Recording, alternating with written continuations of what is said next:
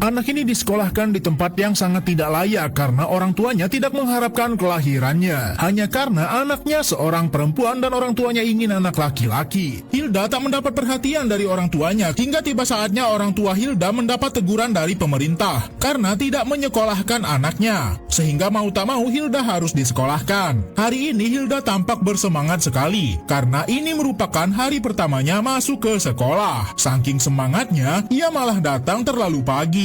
Setelah berjam-jam menunggu, akhirnya siswa lainnya datang. Namun saat beberapa langkah lagi Hilda akan masuk ke dalam sekolah, kakak kelasnya langsung menceritakan kalau sekolah ini sangat mengerikan. Dan Hilda tak akan sanggup menghadapi kengerian di sini. Para siswa yang sudah lama sekolah di sini menganggap tempat ini adalah neraka. Karena waktu jam belajar akan segera dimulai, mereka pun langsung cepat-cepat berlari ke dalam kelas mereka karena takut terkena hukuman. Beredar cerita kalau di sekolah ini sangat menyeramkan karena banyak sekali aturan tak masuk akal yang dibuat oleh kepala sekolah super galak yang suka ngomel-ngomel. Bahkan ada salah satu siswa yang sampai sakit kepalanya melihat soal yang ada di depan papan tulis. Hilda pun diminta untuk membersihkan papan tulis karena ia anak baru. Namun bukannya menghapus, Hilda malah mengerjakan semua soal-soal matematika anak kelas 6. Bu guru pun tampak sangat kaget karena jawaban Hilda benar semua. Padahal Hilda kan masih kelas 1. Bu guru Ana pun langsung memberitahukan kepada kepala sekolah kalau ada anak yang sangat cerdas dan bisa langsung naik ke kelas 6.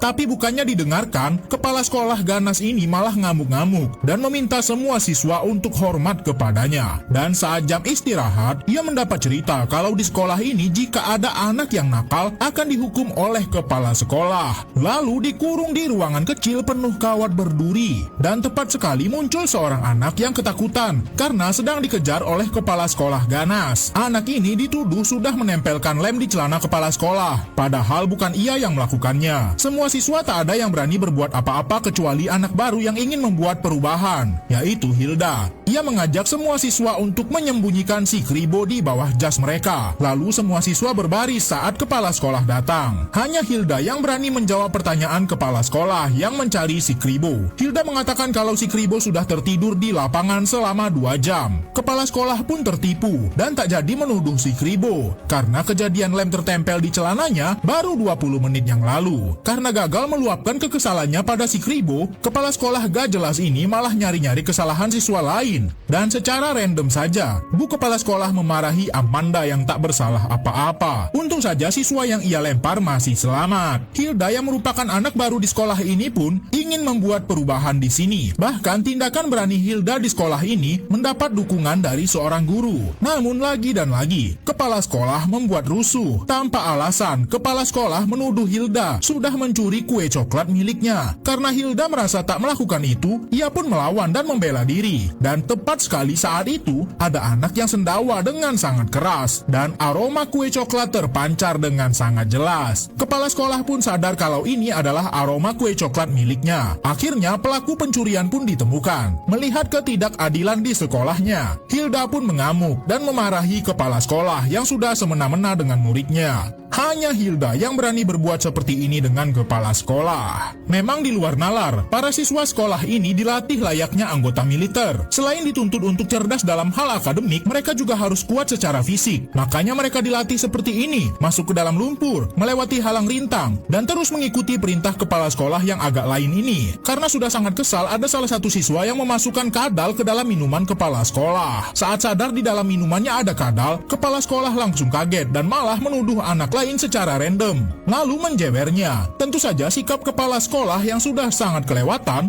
membuat Hilda marah dan mengeluarkan kata-kata yang kasar kepada kepala sekolah. Wah, habislah Hilda. Namun secara mengejutkan, Hilda seperti mengeluarkan kekuatan yang ajaib. Angin tiba-tiba berhembus dengan sangat kencang di sekelilingnya, dan Hilda secara tiba-tiba menggerakkan benda apapun hanya dengan pikirannya. Kadal yang ada di dalam gelas tadi pun masuk ke dalam baju kepala sekolah. Kali ini Hilda benar-benar berhasil membuat kepala sekolah malu di depan semua siswa lainnya. Lagian sih jadi kepala sekolah ganas banget. Anak ini berusaha menunjukkan kepada gurunya kalau ia punya kekuatan bisa menggerakkan benda apapun hanya dengan pikirannya. Bu Hana pun tampak sangat kaget dengan kemampuan Hilda. Akhirnya Hilda pun menceritakan kepada Bu Hana kalau ia ingin membuat perubahan di sekolahnya yang sangat suram. Hal pertama yang dilakukan Hilda adalah menghancurkan ruangan hukuman penuh kawat berduri buatan kepala sekolah. Hilda terus melatih kekuatan pengendalian pikirannya saat akan menuju ke sekolah. Karena ia yakin kepala sekolah pasti akan berbuat hal yang lebih jahat lagi. Ternyata benar, semua siswa dikumpulkan dalam aula dan tampak banyak sekali rantai. Kepala sekolah marah karena ruangan hukumannya dihancurkan.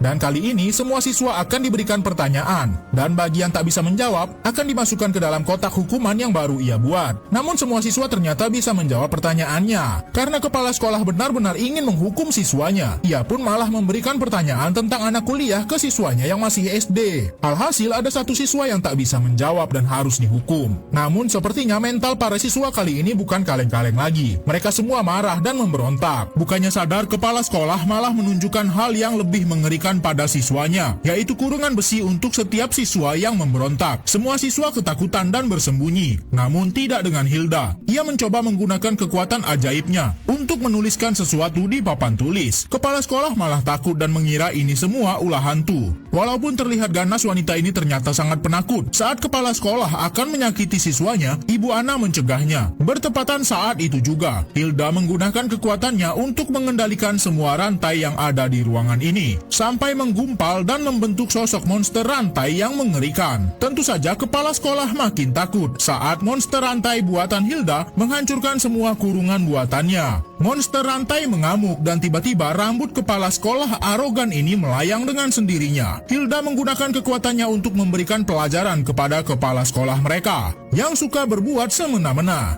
Rambut kepala sekolah dibuatnya menjadi kuncir dua, di mana itu hal yang paling ia benci. Habislah kepala sekolah ini dibuat berputar-putar di udara oleh Hilda, bahkan sampai terlempar keluar bangunan sekolah. Namun Hilda tidak mau menyakiti kepala sekolah, ia hanya ingin mempermalukannya saja. Akhirnya kepala sekolah arogan ini pun kabur dan kini Bu Ana lah yang mengambil alih sekolah. Kini sekolah yang awalnya suram dan mengerikan seperti ini berubah 180 derajat menjadi sekolah yang menyenangkan. Hilda malah harus pergi meninggalkan sekolah karena orang tuanya akan pindah dari kota ini. Namun Hilda malah memilih berpisah saja dengan orang tuanya dan tinggal bersama ibu guru Ana.